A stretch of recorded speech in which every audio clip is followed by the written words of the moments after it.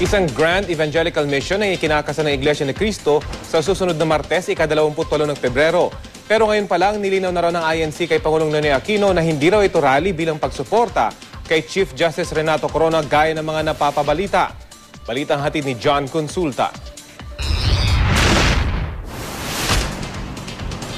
Puspusan na pag-iimbita ng mga miyembro ng Iglesia ni Cristo sa mga hindi nito kaanib sa Grand Evangelical Mission o Malakihang Bible Study sa February 28. Regular daw itong isinasagawa sa mga lokal ng INC. Pero ngayong Martes, sa Quirino Grandstand ito idaraos para sa lahat ng kaanib sa Metro Manila at mga kalapit na probinsya. Batay sa ulat ng ilang pahayagan, ang pagtitipon ay pagpapakita rin umano ng suporta ng Iglesia kay Chief Justice Renato Corona. Tulad daw sa isang rally sa Korte Suprema na dinaluhan umano ng mga miyembro ng INC. Walang tugon ang INC kaugnay nito. Pero nakausap na umano ng palasyo ang pamunuan ng Iglesia tungkol dito. We've talked to our liaison officers with the Iglesia and they denied that ito sa an Iglesia rally. And they tell us, pag meron mo bang rally na sinamahan ng mga Katoliko, ibig sabihin rally ng Catholic Church yun. So ganun po sagot sa atin.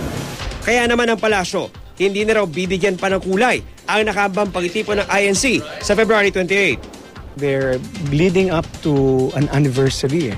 So we have no reason to doubt Iglesia ni Cristo. It's a religious activity and we wish them well. Itinanggi rin ng palasyo na pantapat sa pagtitipong ito ang paggunita naman sa anibersaryo ng EDSA Revolution sa People Power Monument sa February 25. Sa kabila yan ng inilabas na memorandum ni Executive Secretary Paquito Ochoa na humihikayat sa mga empleyado ng gobyerno na dumalo sa pagdiriwang. This is not a compulsory process.